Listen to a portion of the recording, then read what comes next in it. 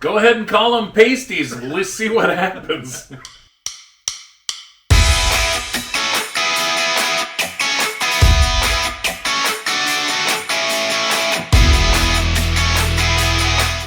Hello and welcome to Best Motorcycle Roads. I'm Tom. And I'm Todd. We have over 65 years of combined motorcycling experience and 30 years of planning and riding motorcycle trips. We're here to share with you everything we've learned over those years. Our goal at Best Motorcycle Roads is simple. Make your next motorcycle trip the best it can be. We'll dive into technology, planning, packing, the routes, other tips, and everything in between. From essential prep to unforgettable routes, we've got you covered.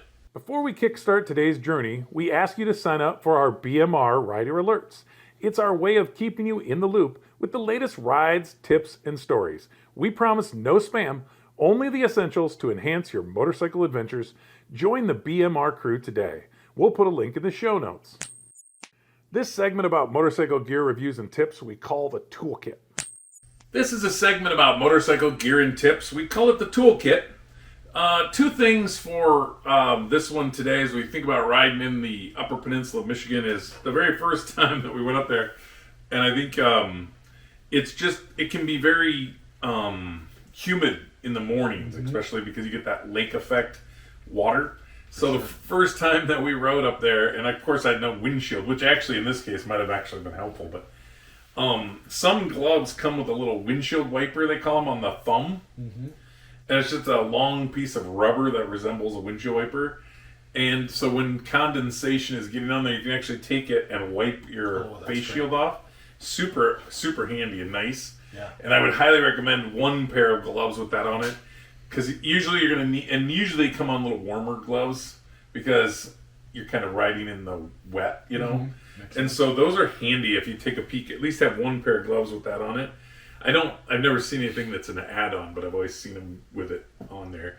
It's just really nice because you get up in the morning and you're like, wow, this thing is wet, you know, like, and I, like on your guys' Goldwings now where you can't raise and lower the windshield, it's a little bit of it can be a little problem, you know, because you can wipe it off and you'll just get it right again. Right. Yeah. So I've had that happen. Yeah. And so like, that's one thing for sure up there that I would definitely recommend. Yeah. RideWise is the section we focus on planning and safety tips. RideWise is the section we focus on safety and planning tips. So when riding through the Upper Peninsula of Michigan, just want you to be aware of a few things to take into consideration. Like watch for potholes, especially in the just after winter, because they get a lot of snow and ice, and that water gets through the pavement, it freezes, it heaves. Really pay attention to that. And in the lower part of Michigan, of course, it's very populated. In the upper part of Michigan, there's like nobody there. True. So I don't think they really maintain the roads very well either. So like if a pothole starts to form, it's more like they just, I think we were talking about this the other day, they just put a bump sign up. They don't actually fix anything. It's not the priority. Sure. So good. That's a good one. There's so many lake roads in Michigan, like riding the shore. Yeah, and so what's interesting about, there's some great views, there's some great scenic pull-offs. Some of the best pictures that I've taken on those kind of things are from there. But I will say it also can be like that oceanfront view from the hotel that you paid extra for. A lot of times you're looking at a lot of pine trees too, so you're just catching glimpses. Oh, sure. So be watching out, maybe plan ahead and look at those scenic views and plan on those being the thing.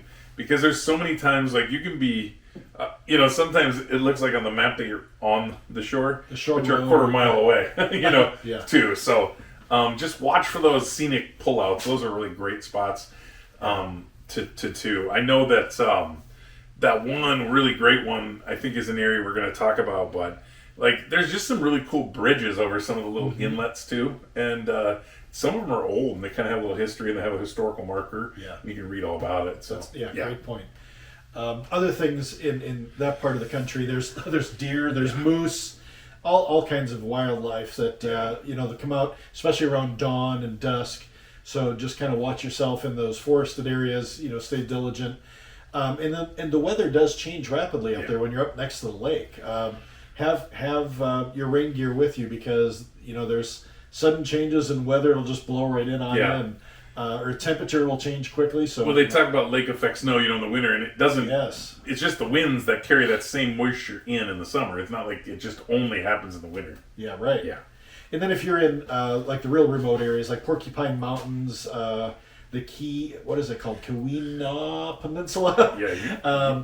Their cell service can be pretty spotty up there. So if you're using Google Maps like we do, download them ahead of time so that they're in your phone. And that, that'll help your GPS then. Yeah, and you can have a backup. Like that's when the Garmin or the bike nav is a good backup. Yeah. But I think we've talked about this previously, and this is Turk's ideas. Make sure you write down the places that you're staying, at least where you're staying overnight, maybe like an address, because you can put those into those GPSs and it'll get you there. True. Yeah. But like if you forget, you don't have cell service, you can't look up the reservation on the phone. Pretty soon you have no address. You don't even know where you're going. Yeah, that's a good point. Yeah, so like he always said he puts it on a recipe card. Just a little prevention, throw it in the bag. If you have to stop and manually enter the address, you've got it. Because the GPSs will work. Yeah, true. So, yeah. Oh, that's a great point. It's a great one. The next segment is what we call the mile marker. It's our story segment.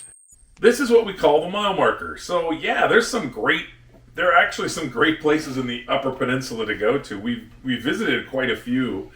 If you're kind of going from west to east, one really cool one you mentioned, Porcupine Mountains. It's really good. It's in a Antinogan. Antinogan is how you say it. Antinogan. And if you get into the park, there's actually what they call Lake of the Clouds. So it's kind of it's a mountain range. It's not huge, but then there's a lake up there, and then so you can drive almost all the way up to the top, and then there's just a short walk, and then you see this lake, and it's just pristine because it's nothing going into it. It's the source, so it's pretty cool. Unbelievably, I think I've never rode Michigan, especially Upper Peninsula, in the fall, and I can't imagine that this wouldn't just be unbelievable riding there. So I think we've talked about this in the previous podcast as well, but as you head up closer to Copper Harbor, then you get into Houghton Hancock, Michigan. It's kind of two cities across the river from each other.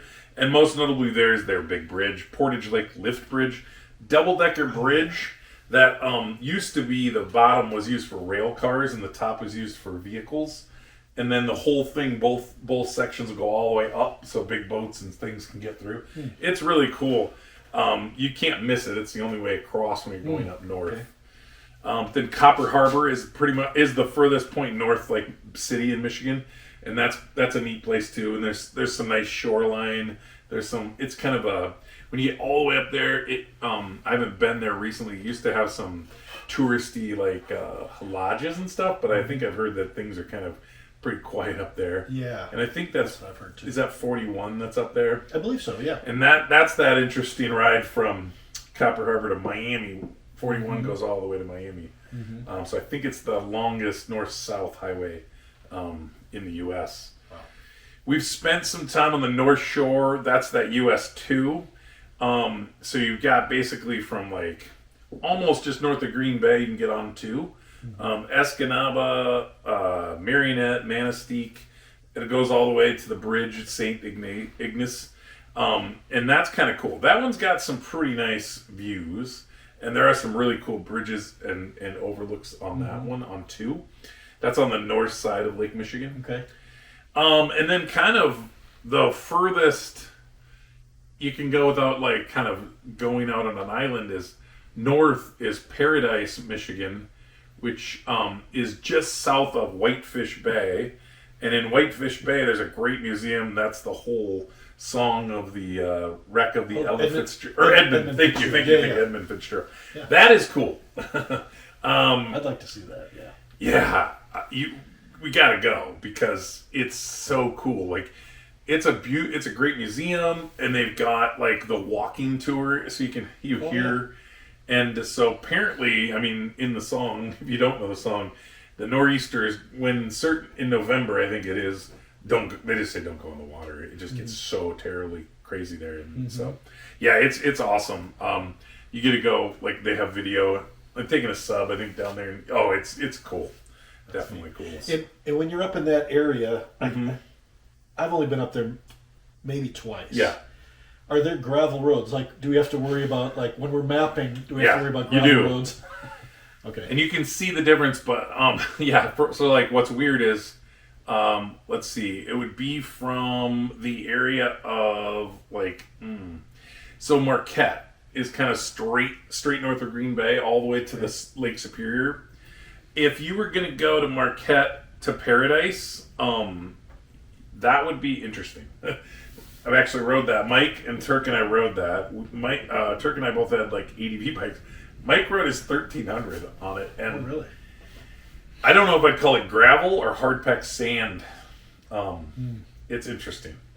None of us laid the bikes down, but we've got pictures there. But it was dicey. I'm not the greatest like off-road rider that's ever lived. Probably not the on-road then either, but but it was interesting. It was fun to try, but it was a little too nerve-wracking for me. I wouldn't want to do it again unless I took some training first. But yeah, kind of up in that south side of Superior, from like Paradise over to Marquette. Lots of gravel. Okay. Lots of gravel and sandy gravel. It's weird. Yeah. It's hard packed. I would never know what the heck would happen if it rained. Can you see it if you're Google mapping it? Or Yeah, you can really see for sure. No, you could definitely. You have to zoom in, but yeah, you can see for sure. So. Gotcha. Yep. And then of course Mackinac Bridge is right there. Beautiful big bridge. Just that's a neat experience. It's a couple miles long. So there's a cost to cross the bridge, but boy, it's cool at least to ride once if you haven't been up there. Yeah. And then that's the the teaser joke about pasties. You'll see signs for pasties, but they're you start to call them pasties, but they're really good. It's like a hot pocket with meatloaf in it. Yeah. Oh. I don't know if did we stop and get one ever? I think I have. Yeah. I don't know if we were together. It was a hot pocket. It's a hot pocket with meatloaf in it. I think the tradition is that's a big iron mining area, and so I think that was the lunch. They would take the night's dinner and then fold that into lunch for the miners. Oh yeah, for the next meal. Yeah, just south and then back to the west of Mackinac Bridge is a great place. Go find Cross Village. It's M119, the Tunnel of Trees. Narrow, like super narrow. Car and a half at best, but wow, what a cool road! And it technically is near the lake, but you don't see it much again. Tunnel, I do remember cool. that. Yeah, you couldn't see the lake. Yeah. And then so I think then you found some other roads, maybe didn't you? That were just kind of M26 Copper Harbor to Eagle River. It's a winding road that does have views of Lake Superior, and there's lighthouses and. Man, I probably should have mentioned that. Yeah. Michigan is Lighthouse City, so like you can go to a ton of lighthouses. Yeah, I don't remember. There's a lot of them. There's actually just a lighthouse tour that you can take too. Yeah, I've never took it. Boat tour or? It'd be more like just kind of a map tour. Yeah. Brockway Mountain Drive. Again, that's breathtaking vistas of Lake Superior and the Keweenaw Peninsula. I hope I'm saying that right. Somebody will correct me if I'm not. And then H58. Munising to Grand Marais? It's Marais? Marais? No, Grand Marais. Grand Marais. That's it. But it's Munising. Oh, Munising. Sorry. No, it's okay. I learned the hard way. Again, there's the Pictured Rocks National Lakeshore there, views of cliffs, beaches, waterfalls, all that kind of stuff. M123. From Newberry to Paradise. Yeah, I've been on that one. That's cool. It's dense forest. It's neat. You can actually, once you get to Paradise, you can see Canada at night too. Oh. The lights of Canada. No kidding. Yeah. All right. And did you mention M123? M120. That I'm sure that was the one we rode on. I just forgot. That's the Whitefish Bay Scenic Byway. That's cool. To Whitefish Point. Yep. Yeah.